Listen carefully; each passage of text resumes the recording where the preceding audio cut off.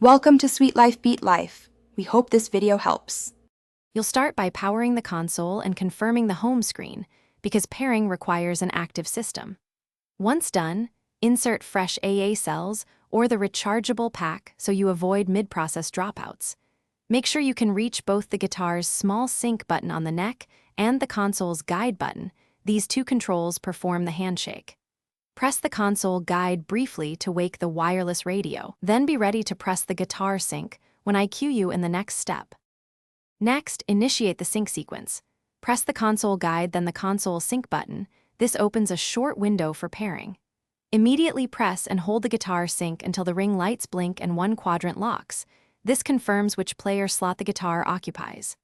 Once paired, load a Guitar Hero menu or the Xbox controller test page to calibrate strum and whammy responsiveness and test tilt detection.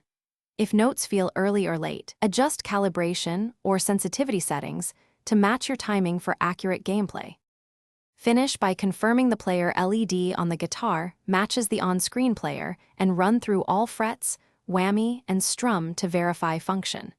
If you experience intermittent disconnects, immediately check battery voltage and resync by repeating the pairing. Weak batteries cause most dropouts.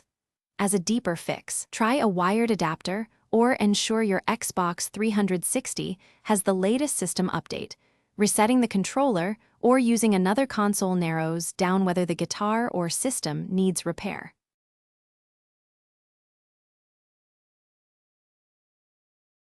Thanks for watching.